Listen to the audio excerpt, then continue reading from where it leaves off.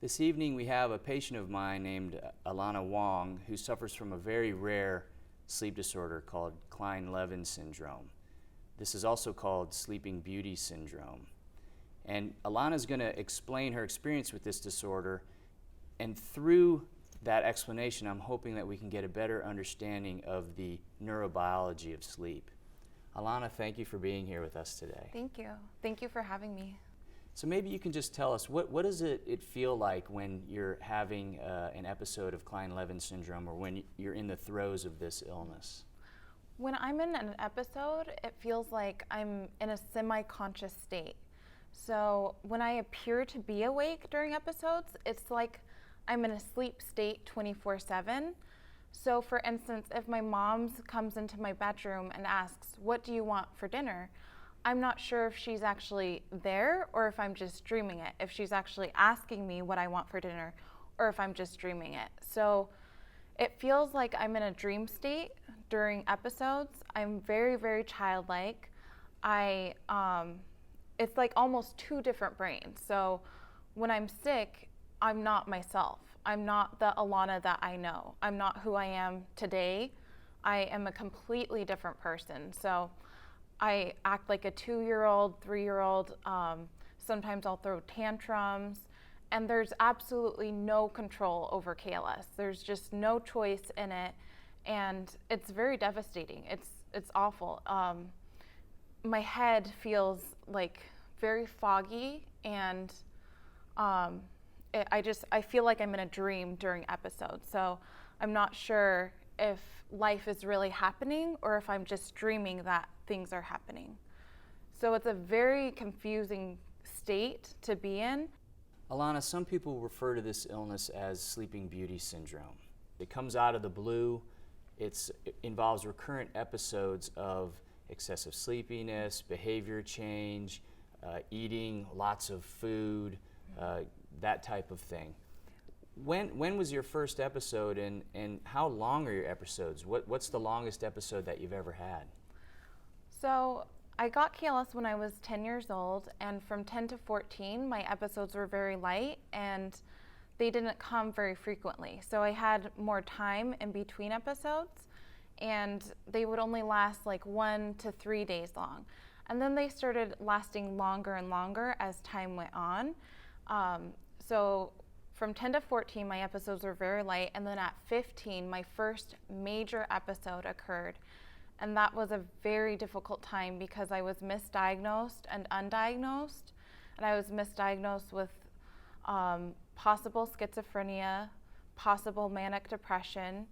And from 15 to 21, my episodes got very, very severe. My symptoms were awful, and the frequency kept, occurring quite often. My episodes became longer, and they became, I didn't have as much health in between episodes.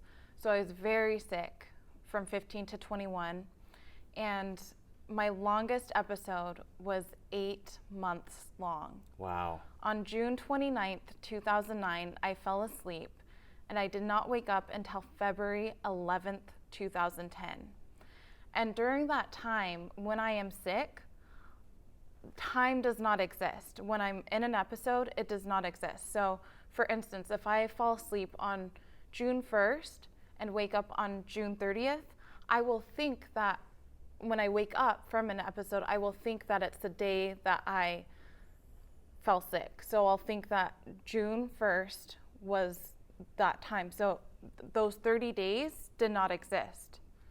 So you're just losing huge chunks of your life as a result of this. Yes.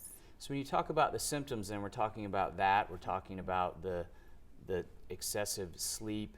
What other symptoms have been a part of this illness for you?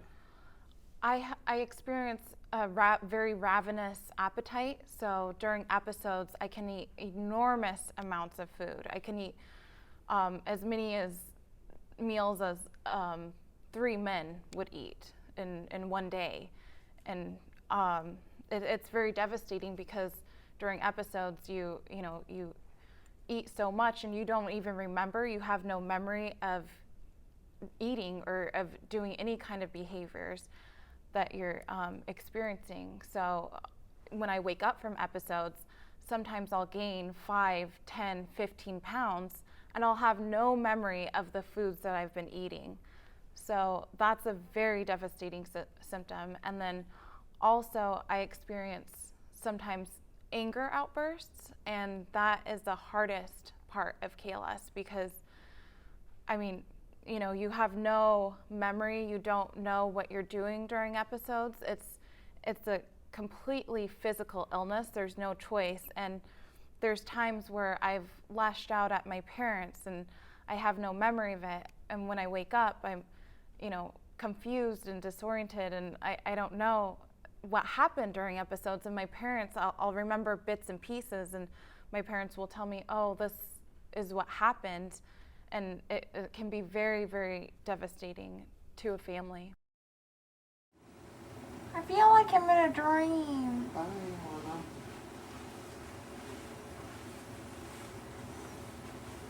Alanna. I feel like I'm in a dream. Really? Ew. I threw up 5 times. You did? Ew. What did you, I'm gonna make Mom a pretty picture. a pretty picture? Really? Yeah. What of? Flowers and trees and a heart. How come you're gonna make Mommy a picture? 'Cause I want to. Mm-hmm. 'Cause I want to. No! Are you getting tired? No! Huh? I think you're getting tired, honey. Nobody likes me! Oh, come here. Baby hates me! She loves you. She said she hates me! She would never say that. She did do say that! Come here. Nobody likes me!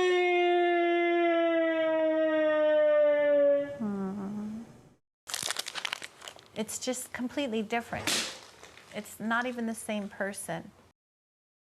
So I'm interested to know, you know, you have sleep when you're not in an episode, and then you have the apparent sleep that's occurring when you're in an episode. What's the difference between the sleep that you get when you're in one of these episodes and the sleep that you get when you're not in an episode?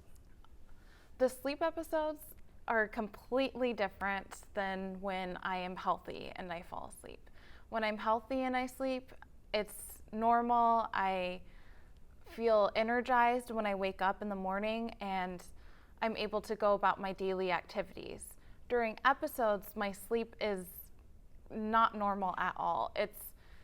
When I fall asleep, it's like when I fall asleep, it's like a nightmare state 24/7, and during it, when I wake up from episodes, during the episode, when I'm sleeping and I wake up, I'm not rested. I'm not fully rested. Alanna, some people refer to this illness as Sleeping Beauty Syndrome. What do you think about that term to describe what you've gone through? Well, during KLS episodes, it's definitely not a pretty illness. And Sleeping Beauty Syndrome sounds very peaceful and happy and pretty. And there's nothing peaceful about Kleine-Levin Syndrome. There's nothing pretty about Kleine-Levin Syndrome. KLS is a living nightmare. It's a living hell to be in a KLS episode and to live with KLS. So the name Sleeping Beauty Syndrome is definitely not it's not how I would describe KLS at all. Mm-hmm. Sleeping Beauty Syndrome sounds good, it sounds peaceful, and KLS is the complete opposite of Sleeping Beauty Syndrome. It's a devastating disorder. It's awful. It's a nightmare. It's a living nightmare.